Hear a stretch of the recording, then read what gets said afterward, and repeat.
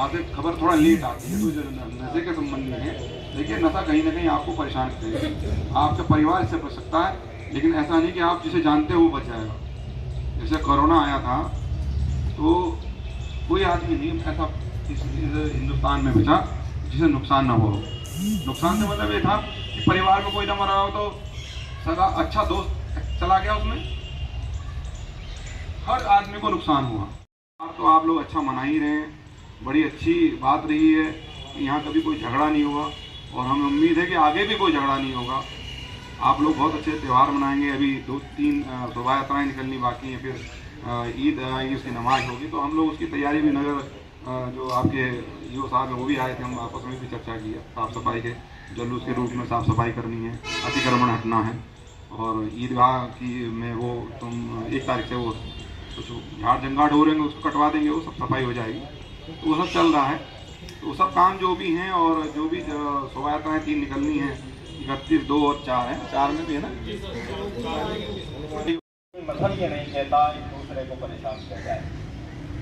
सभी धर्मों में जो उसका पालन करते हैं, और जो पालन नहीं करते वही अपने आप में लड़ाई झगड़े कराते हैं।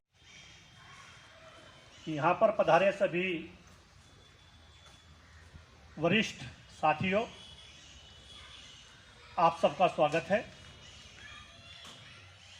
ये कस्बा अमन और चैन का कस्बा है।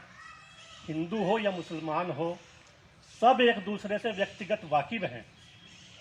कोई भी यहाँ पे आपस में कोई ऐसी बात नहीं है, एक दूसरे की बड़े छोटे की यहाँ सब मानते हैं। रही बात कि आपस में तफरका, मैंने पहली मीटिंग में भी कहा था कोतवाल साहब कि इसका मेन कारण यहाँ का बढ़ता हुआ नशा है। मोटरसाइकिल की चोरी हो, साइकिल की चोरी हो, चाहे जेब कट रही हो, तो किसी का सामान छीन के भाग गए हो, आखिर में कौन निकलता है कि जी ये तो नशेड़ी है, इस हाल में नहीं है, इसे कुछ कहा जा सके। मेरा कोतवाल साहब आपसे निवेदन है कि बजाय नशेड़ी को पकड़ने के, जो उसकी वो है जड़, उस पर प्रहार किया जाए। जो इसको सप्लाई करते हैं, ऐसा नहीं मानता मैं कि आप लोगों को पता नहीं है, पुलिस के हाथ बहुत लंबे होते हैं, इस पर प्रहार किया जाए। और यदि आप इसको यहाँ पे निकाल सके, इसकी तो सप्लाई की चेन तोड़ सके, तो मैं आपका आभारी होऊंगा, और इस इलाके पर यह आपकी विशेष कृपा होगी आप यदि इसको रोक पाएँ। बहुत बहुत धन्यवाद। हमारे नए कोतवाल साहब ने, मैं इनको मुबारकबाद देता हूँ दिल की गहराइयों से, और सामने मेरे सभी बुजुर्ग और नौजवान, मैं आप सबको भी मुबारकबाद देता हूँ नवरात्रि का और माह रमज़ान का। दोनों जब त्यौहार एक साथ है, अल्लाह और भगवान भी यही चाहता है कि हम अपने दोनों व्रत और रोज़ा एक साथ रखें, तो फिर दिक्कत कहाँ है? तो मुझे तो लगता नहीं कहीं भी दिक्कत है, कोई परेशानी है। और गंगो ऐसी नगरी है, बाबा हरिदास, मौलाना रशीद साहब गंगोई, कुतुब आलम साहब की नगर है। यहाँ पे बुजुर्गों की दुआएं हैं।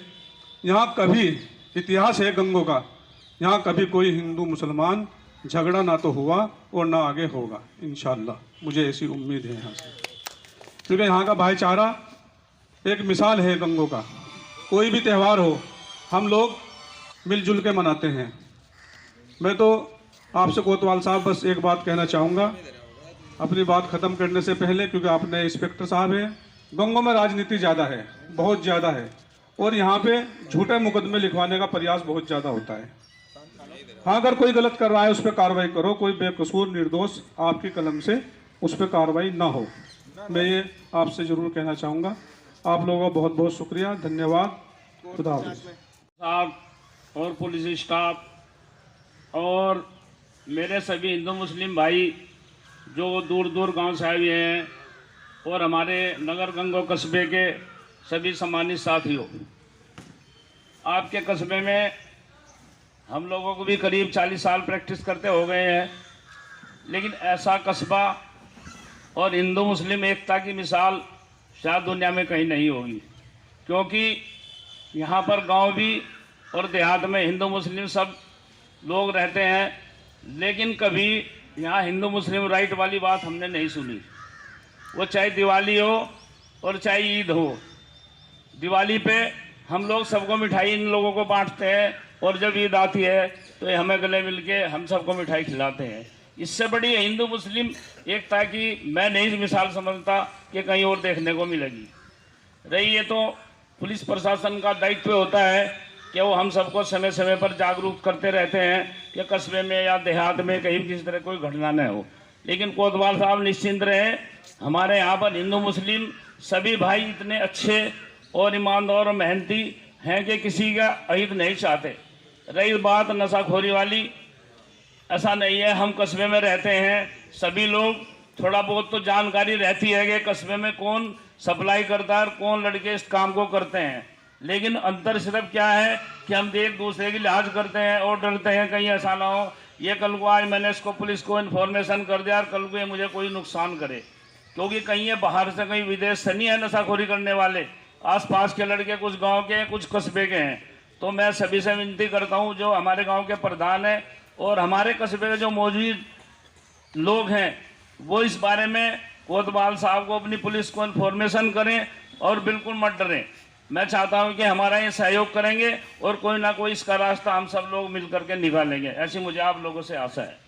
और कोतवाल साहब निश्चिंत रहें, बहुत लंबे अरसे से यहाँ पर इसी तरह के त्यौहार हमारे चल रहे हैं, इनमें आप बिल्कुल चिंता ना करें, सब लोग सहयोग करेंगे और सब लोग मिल करके।